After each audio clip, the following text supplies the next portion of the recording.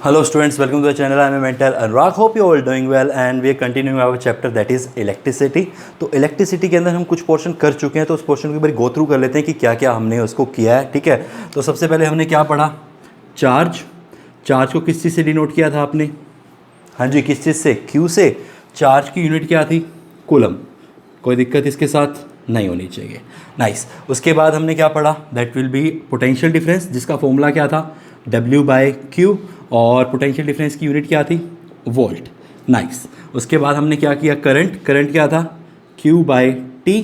सही है. इसकी यूनिट क्या थी? एम्पियर. एम्पियर को मेज़र कौन से डिवाइस से करते थे? एमीटर. Okay, nice.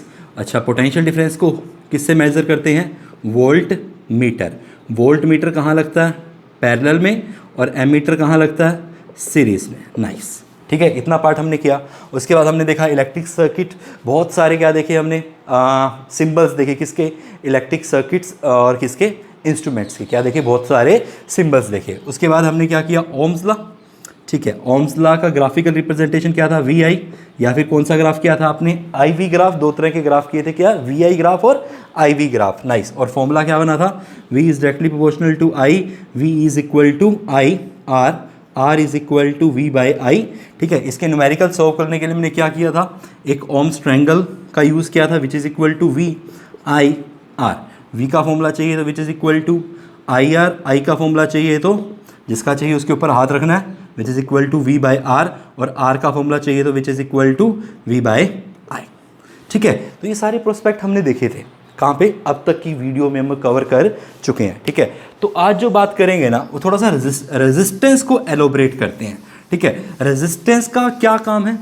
हाँ जी, बताया था मैंने लास्ट वीडियो के अंदर. रेजिस्टेंस का क्या काम है? रेजिस्टेंस का ये काम है कि वो क्या करता है? करंट का अपोज करता है. क्या करता है? करंट का अपोज करता है. करंट को चलने में ऑब्स्ट्रक्शन प्रोवाइड करता है. कौन? रेजिस्टेंस. ठीक है, तो इसी रेजिस्टेंस को थोड़ा सा और एलोबरेट कर रहे हैं कि ये है क्या चीज़. तो टॉपिक का नेम क्या है? Factor on which resistance depend. Factor on which resistance depend. सही है. तो सबसे पहला फैक्टर है. ये फैक्टर बने कैसे हैं? पहले तो एक्सपेरिमेंट से आए हैं. कहाँ से आए हैं? एक्सपेरिमेंट है. साइंटिस्ट ने बहुत सारे एक्सपेरिमेंट किए. ठीक है, तो उसके बेसिस पे वो बोल पाए कि रेजिस्टेंस इन फैक्टर पे डिपेंड करता है. जैसे कि पहली बात करें तो रेजिस्टेंस पहला फैक्टर है. ठीक है, resistance is directly proportional to the length of conductor. Length of conductor. समझते हो ना? लेंथ मतलब अभी मार्कर की लेंथ क्या है? कम. अभी मार्कर की लेंथ क्या हो गई? ज़्यादा. और लगा दूंगा तो क्या हो जाएगी? और ज़्यादा. तो जैसे जैसे वायर की लेंथ बढ़ती जाएगी, कंडक्टर की लेंथ बढ़ती जाएगी, तो रेजिस्टेंस क्या हो जाएगा? ज़्यादा. तो मैं बोल सकता हूँ resistance is directly proportional to length. ठीक है, प्रोपोर्शनल. लेंथ ज़्यादा, रेजिस्टेंस ज़्यादा. लेंथ कम, रेजिस्टेंस कम. ठीक है. दूसरा फैक्टर आया area of cross section. Resistance is inversely proportional to the area of cross section of conductor. सही है, कोई दिक्कत नहीं है. अब इसमें दिक्कत यह है कि इन्वर्सली प्रोपोर्शनल तो हमें समझ आता है, एरिया भी समझ आता है. दिक्कत कहाँ आ जाती है? क्रॉस सेक्शन में दिक्कत आ जाती है. ठीक है, तो क्रॉस सेक्शन बड़ा सिंपल सा चीज़ है. ठीक है, 9th क्लास के अंदर जितने भी तुमने एरिया वाले क्वेश्चन किए होंगे, वहाँ पर लिखा होता है एरिया ऑफ क्रॉस सेक्शन. ठीक है, अब मेरे ध्यान से सुनो, होता क्या एरिया ऑफ क्रॉस सेक्शन? मतलब मेरे पास ये मार्कर है. ठीक है, अब करंट कैसे जा रहा है?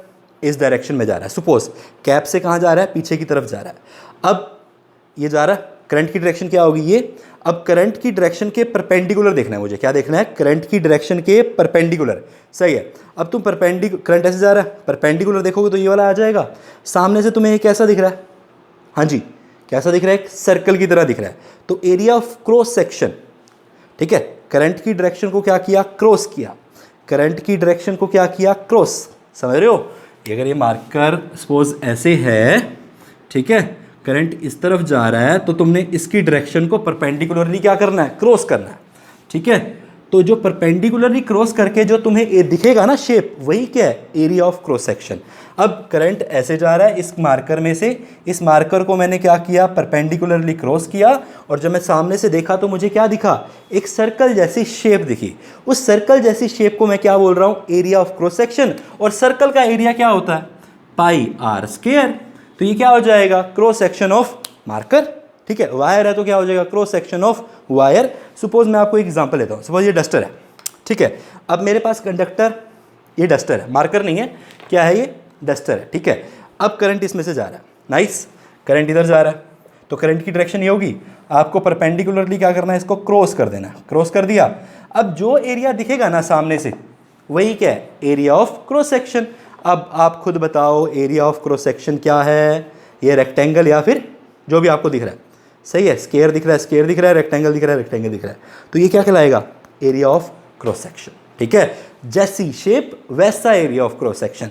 हमेशा पाई आर स्क्वायर नहीं रहेगा, हमेशा लेंथ इनटू ब्रेथ नहीं रहेगा, जैसा वो बोलेगा वैसा रहेगा। ठीक है, तो आपको एरिया ऑफ क्रॉस सेक्शन क्या समझना है, जिस डायरेक्शन में करंट जा रहा है उसके परपेंडिकुलरली क्या कर दो, क्रॉस कर दो। बोलो मेरे साथ, जिस डायरेक्शन में करंट जा रहा है उसके परपेंडिकुलर में क्रॉस कर दो, किसको, कंडक्टर को। तो आपको कौन सा एरिया दिखाई देगा, एरिया ऑफ क्रॉस सेक्शन दिखाई देगा। क्या दिखाई देगा, एरिया ऑफ क्रॉस सेक्शन। ठीक है, तो ये दो बातें होगी, कौन कौन सी, resistance is inverse directly proportional to क्या, length, resistance is inversely proportional to क्या, एरिया ऑफ क्रॉस सेक्शन। तो कितनी इक्वेशन बन गई मेरे पास, दो बातें होगी। इन दोनों बातों को क्यूमुलेट कर लेते हैं, कनेक्ट कर लेते हैं।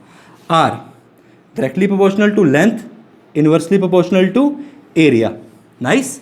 ठीक है, अब प्रोपोर्शनल को भगाना पड़ता है, कोई कांस्टेंट लगाना पड़ता है। ठीक है, यहाँ पर एक कांस्टेंट आएगा जिसका नाम क्या है, रेजिस्टिविटी। क्या है, जिसका नाम रेजिस्टिविटी। तो रेजिस्टेंस का अब तक आपके पास एक फॉर्मूला था, कहाँ से था, V is equal to I R, R is equal to V by I. आज आपके पास रेजिस्टेंस का एक नया फॉर्मूला बन गया जो तीन बातों पे डिपेंड कर रहा है, रेजिस्टिविटी, लेंथ पे और एरिया पे। ठीक है, इतनी बात को नोट करो, फिर हम इसको आगे जल्दी से कनेक्ट करते हैं, और बहुत इंटरेस्टिंग होने वाला है और बहुत कुछ सीखने वाला है इसके अंदर। ठीक है, ध्यान से। तो अब तक दो फैक्टर हमने डिसाइड किए, कौन कौन से, लेंथ और एरिया। ठीक है, लेंथ के डायरेक्टली प्रोपोर्शनल, एरिया के इनवर्सली प्रोपोर्शनल।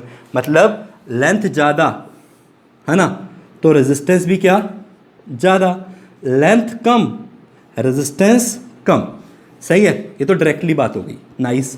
रेजिस्टेंस ज़्यादा, एरिया कम। ठीक है, कम एरिया, रेजिस्टेंस ज़्यादा, एरिया लेस, रेजिस्टेंस मोर, एरिया मोर, रेजिस्टेंस लेस, तो ज़्यादा। ठीक है, अब ये बताओ कि मोटी वायर का, ठीक है, एक वायर है मेरे पास, लाइक ये वायर है, एक बहुत पतली सी वायर है, ठीक है, एक बहुत मोटी सी वायर है, सपोज ये रही। ठीक है, ये वायर 1, ये वायर 2। अब बताओ किसका रेजिस्टेंस ज़्यादा। ठीक है, पतली का मतलब इसका एरिया क्या है, कम, मोटी का मतलब इसका एरिया क्या है, ज़्यादा। एरिया ज़्यादा तो रेजिस्टेंस कम, क्योंकि एरिया के साथ कैसा रिलेशन है, इसका उल्टा, अपोजिट रिलेशन, इनवर्सली।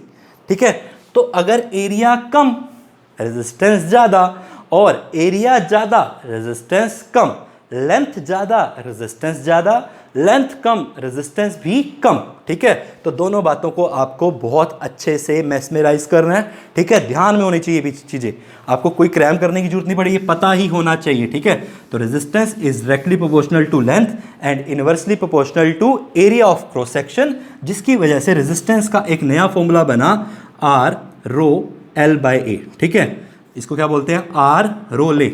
रेजिस्टेंस तो रोता ही रहता है ना, लाइक दैट। सही है, कोई दिक्कत नहीं है, आर तो रो ले। सही है, रो मतलब क्यों, क्योंकि ना रेजिस्टिविटी, इसका पूरा नाम क्या है, रेजिस्टिविटी। ठीक है, और इसके सिंबल को, जैसे इसके सिंबल को आर बोलते हैं ना, इसके सिंबल को बोलते हैं रो, RHO। ठीक है, तो ये जो सिंबल सा दिख रहा है ना, पी करली पी सा, इसको हम बोलते हैं रो। क्या बोलते हैं इसको, रो। ठीक है, दोबारा बोल रहा हूं मैं, इसको क्या बोलेंगे हम, रो, जिसका मतलब क्या है, रेजिस्टिविटी। क्या है, रेजिस्टिविटी। रो का फॉर्मूला क्या बन जाएगा, देखते हैं इसको बनाकर। रो को एक तरफ कर लेते हैं, बाकी सबको एक तरफ करते हैं। एरिया यहाँ डिवाइड में है, यहाँ आके क्या हो जाएगा, मल्टीप्लाई में। लेंथ यहाँ मल्टीप्लाई में, इधर आके क्या हो जाएगा, डिवाइड में।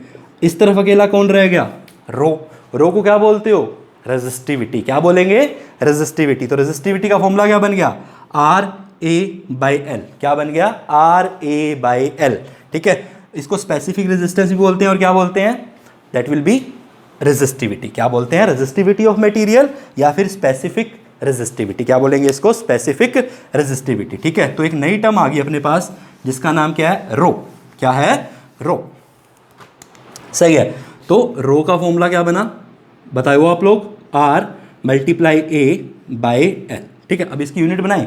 अच्छा जी, रेजिस्टेंस की यूनिट ओम, एरिया की यूनिट मीटर स्क्वायर, लेंथ की यूनिट मीटर, ठीक है। मीटर ने किसको खाया? स्क्वायर को। बना क्या? ओम मीटर।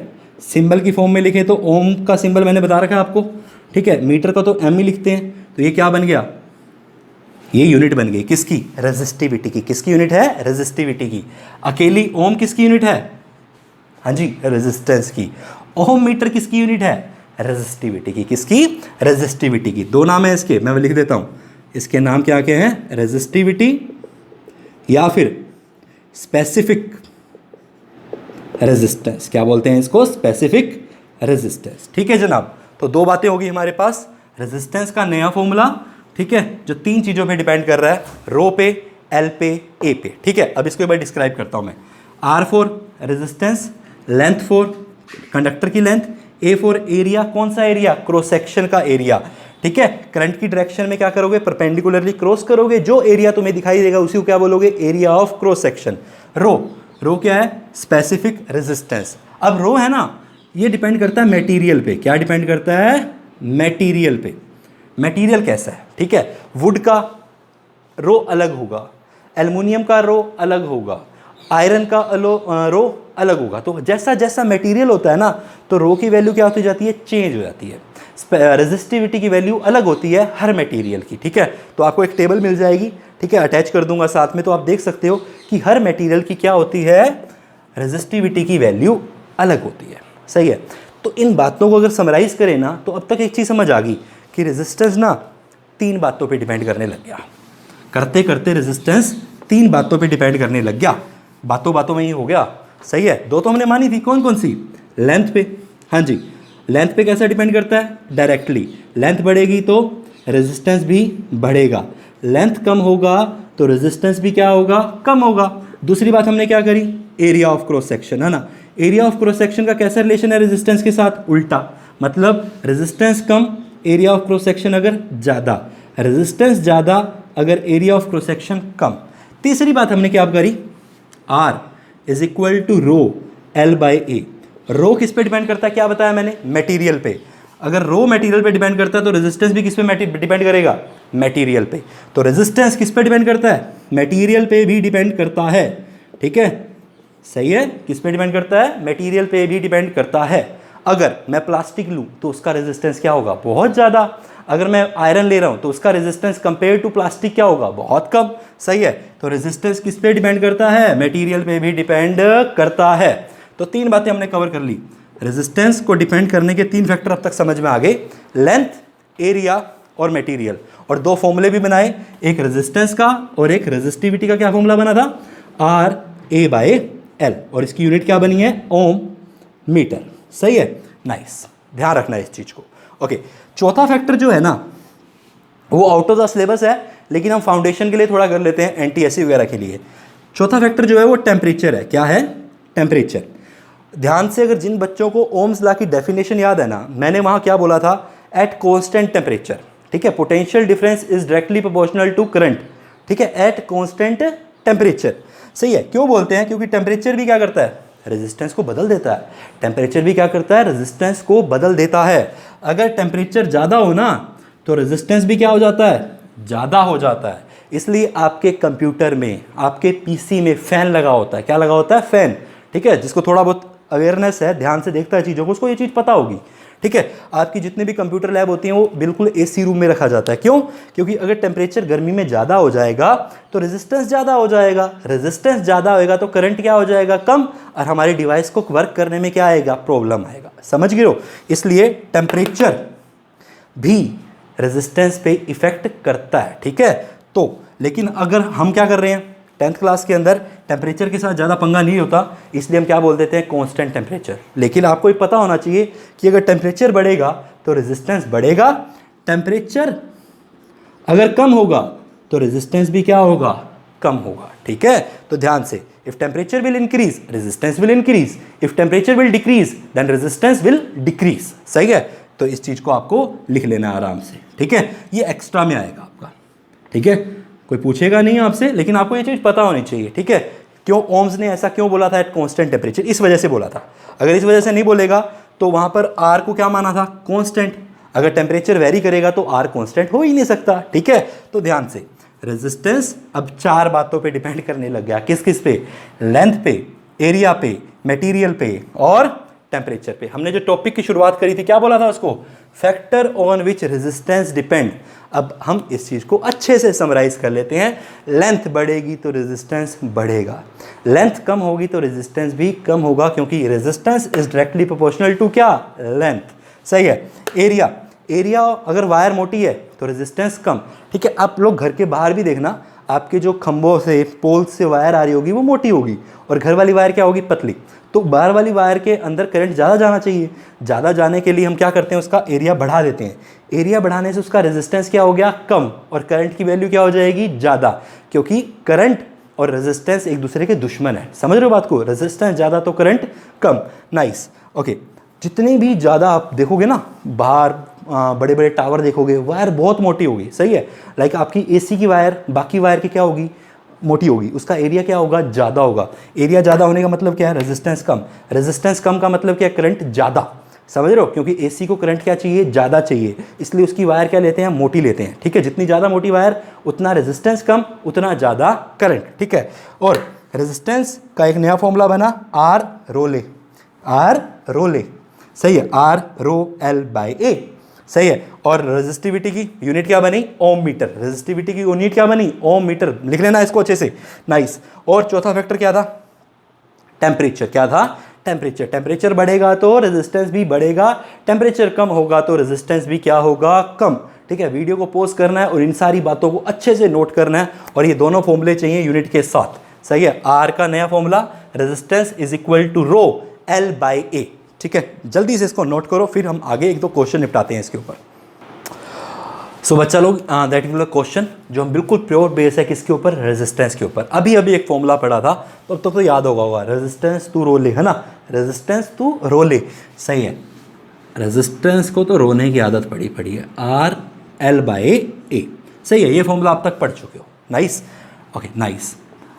क्योंकि इस क्वेश्चन में कहीं वी की बात नहीं कर रहा, आई की बात नहीं कर रहा, तो काम तो यही फॉर्मूला आएगा। कैसे पता लगा, सबसे पहले हम क्या करते हैं, अकॉर्डिंग टू माई मैथोलॉजी आपको ही लिखना है। सबसे पहले आप क्या लिखोगे, गिवन। गिवन में फाइंड द रेजिस्टेंस, आर निकालना है, नाइक्रोम वायर। ठीक है, ऑफ लेंथ कितना है इसका, लेंथ शायद मैंने मिस कर दिया, लेंथ हम इसका कुछ ले लेते हैं, that will be length 1 metre ले लेते हैं। कितना ले लेते हैं इसका, 1 मीटर। सही है, of length 1 metre and area of cross section. तो सबसे पहले एक चीज़ तो मिल गई अपने को, लेंथ दिया हुआ है LENGTH, जिसको हम L से डिनोट कर रहे हैं, which is equal to 1 metre. इतनी बात समझ आई। अब क्या लिख रहा हूँ, area of cross section, area. ठीक है, कुछ देखने की जरूरत नहीं है, सीधा सीधा दिखा हुआ है, एरिया ऑफ क्रॉस सेक्शन। क्या लिखा हुआ है, 2 × 10⁻⁻6 मीटर स्क्वायर। यहाँ भी मीटर है, यहाँ भी मीटर है, कोई चक्कर नहीं है, यूनिट सेम है, कुछ पंगा लेने की जरूरत नहीं है। रेजिस्टिविटी, रेजिस्टिविटी का सिंबल क्या है, रो, और कितनी वैल्यू दी हुई है, 100, 10 की पावर कितना, -6 ओम मीटर। मैंने भी यही बताया था कि रेजिस्टिविटी यूनिट क्या होती है, ओम मीटर। यहाँ भी मीटर है। सही है, तो सारा यूनिट सिस्टम तो सेम है। इस क्वेश्चन में दिक्कत क्या आती है ना, आपको ना यूनिट में गड़बड़ करता है, कहीं जगह मिलीमीटर दे देगा, कहीं जगह सेंटीमीटर दे देगा, तो यूनिट का बहुत ध्यान रखना है। सही है, लेंथ, एरिया, रेजिस्टिविटी, 3 बातें चाहिए रेजिस्टेंस निकालने के लिए, रो एल ए, तीनों ही गिवन है। सिर्फ क्या करना है, आपको पुट करना है और आंसर भागा भागा आएगा। आर, हाँ जी, रो की वैल्यू कितनी भैया, 100, 10 की पावर -6, मल्टीप्लाई में लेंथ 1। सही है, ओके। एरिया 2 × 10 की पावर -6। सही है, ओके। 10 की पावर -6 से 10 की पावर -6 कट जाएगा। नाइस, बचा गया 100 × 1 100 ही होता है, डिवाइड में क्या हो गया 2, कट गया, कितना आ गया 50, आर रेजिस्टेंस की यूनिट क्या होती है? ओम। तो आंसर क्या आया? 50 ओम। नाइस। तो ये आपका क्या हो जाएगा? फर्स्ट क्वेश्चन का आंसर। दोबारा समझो, क्या निकालना था? रेजिस्टेंस। क्या दिया हुआ है? लेंथ, एरिया और रेजिस्टिविटी। ठीक है, लेंथ एल दिया हुआ है, ए दिया हुआ है, रो दिया हुआ है। रेजिस्टेंस का फॉर्मूला अब क्या समझाया आपको मैंने? आर टू रो ले, है ना, रो एल बाय ए। सही है। ओके, ये कहाँ से बना? फैक्टर से बना। सही है, फॉर्मूला बनाना भी आ गया और इसको यूज करना भी हमें आ गया। किसकी फॉर्म में? क्वेश्चन की फॉर्म में। समझ रहे हो बात को?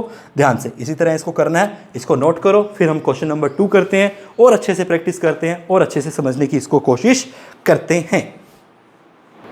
सो बच्चा लोग प्रैक्टिस करते हैं किसकी? क्वेश्चन नंबर 2 की। ठीक है, क्वेश्चन नंबर 2 ध्यान से पढ़ो। Find the resistance. तो क्या निकालना है? आर तो निकालना ही है।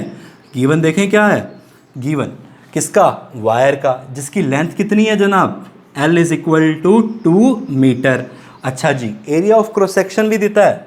क्या देता है? 2 मिलीमीटर स्क्वायर दे रहा है। क्या दे रहा है? 2 मिलीमीटर स्क्वायर। यहाँ मीटर है, यहाँ पे क्या है? मिलीमीटर है। फंस गए? ठीक है, तो अब क्या करना पड़ेगा? मिलीमीटर को मीटर में कन्वर्ट करना पड़ेगा। अब जिसका मैथ है ना वो तो कर जाएगा, अब जिसका ढीला डाला है उसको थोड़ा सा ध्यान से करना है। ठीक है, मैं समझा देता हूँ कैसे करना है। लाइक ध्यान से देखो, क्या 1000 मिलीमीटर होते हैं भैया 1 मीटर में? कितने होते हैं? 1000 मिलीमीटर होते हैं 1 मीटर में। सही है, 1000 को कैसे लिख सकता हूँ? 10 की पावर 3, 1 2 3, है ना। मिलीमीटर किस में? 1 मीटर में। तो 1 मिलीमीटर में कितने मीटर? 1 बाय 10 की पावर 3।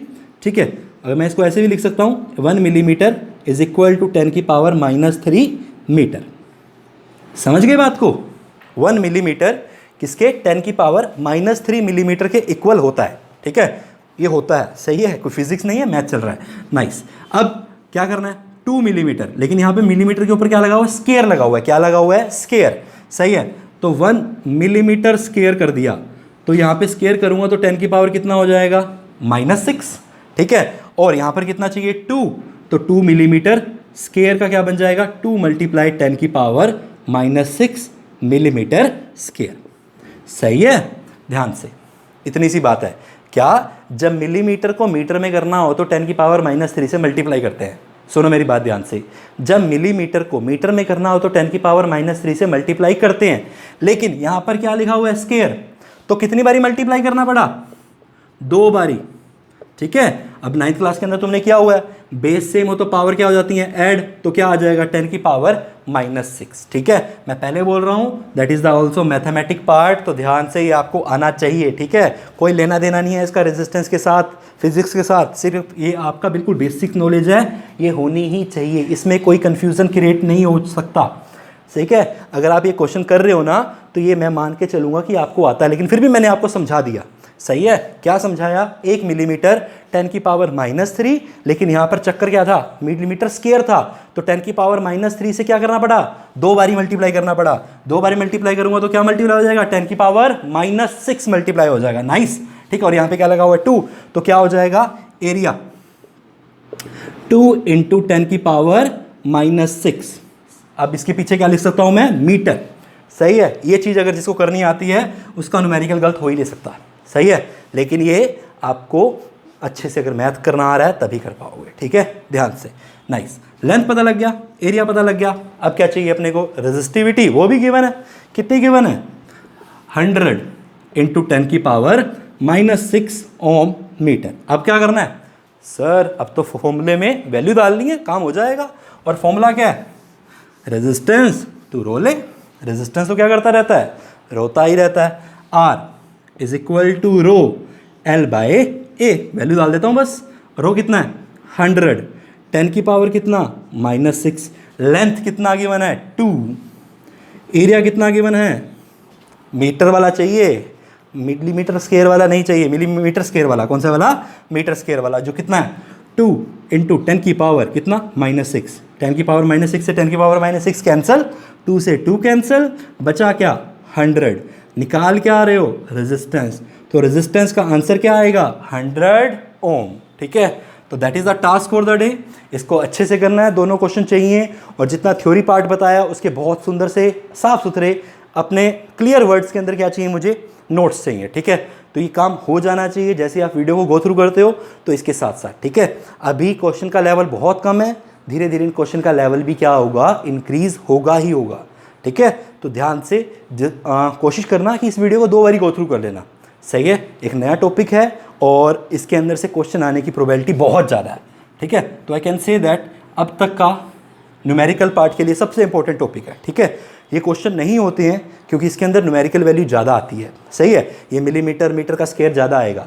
ये तभी हो पाएगा जब आप P for physics, P for practice करने वाले हो, बहुत सारी प्रैक्टिस करने वाले, तभी आप ये कर पाओगे। अदरवाइज ये क्वेश्चन आपका फाइनल एग्जाम में भी गलत हो जाएगा। अगर लेकिन नहीं होगा, वीडियो तो सुन ही रहे हो ना, वीडियो सुन ली तो गलत होने के चांसेस बहुत कम हो गए, सही है, नाइस। तो अब क्या करना है, दबा के प्रैक्टिस करनी है, ठीक है। आप वीडियो देख रहे होगे जिस दिन, नेक्स्ट डे आपको क्या मिलेंगे, इसी की बेसिस पे मैं बहुत सारे क्वेश्चन आपको दूंगा, आपको वो क्वेश्चन सोल्व करने हैं। फॉर्मूला तो एक ही लगेगा, रेजिस्टेंस टू रो ले, ठीक है। अगर रो का फॉर्मूला चाहिए तो रो को एक तरफ कर दो, बाकी सबको एक तरफ कर दो, you will get value of किसकी, रो की, सही है। इन क्वेश्चन में 4 ही चीज़ें पूछ सकता है, या तो रेजिस्टेंस पूछ लेगा, रो पूछ लेगा, लेंथ पूछ लेगा, या फिर एरिया पूछ लेगा। 3 चीज़ें बताएगा, आपको चौथी चीज़ बतानी होगी, ठीक है। इसके अलावा कुछ भी नहीं है, लेकिन हाँ मैथ है, वो आना चाहिए। अब ऐड मल्टीप्लिकेशन तो मैं मान के चल रहा हूँ कि तुम्हें आती है, ठीक है। तो अगर फिर भी नहीं आएगी, उसका भी हम कोई सोल्यूशन निकाल लेंगे, ठीक है। लेकिन जो प्रैक्टिस करेगा उसका हो जाएगा, जो प्रैक्टिस नहीं करेगा मैं कुछ भी नहीं कर पाऊंगा, ठीक है। तो ध्यान से, बट आई सजेस्ट कि आप इस वीडियो को 2 बारी गो थ्रू करो अच्छे से, ठीक है। एक बारी सुन लेना और दूसरी बारी नोट्स बना लेना, ठीक है। और ये काम जितना भी मैंने करवाया है, हिंदी में बोल रहा हूँ, चाहे जो आपको सेंटेंस में बोला है, चाहे डेफिनेशन बोली है, मुझे वो वैसे का वैसा लिखा हुआ चाहिए, ठीक है। जब आप दोबारा रिवीजन करोगे ना, मज़ा आएगा करने में, 5 मिनट के अंदर टॉपिक हो जाएगा, समझ रहे हो बात को, दैट इज़ अ थिंग, ठीक है। तो इसको निपटाओ और बहुत अच्छे से इसको कर डालो। Thank you and keep watching, like the channel, subscribe the channel. Thank you.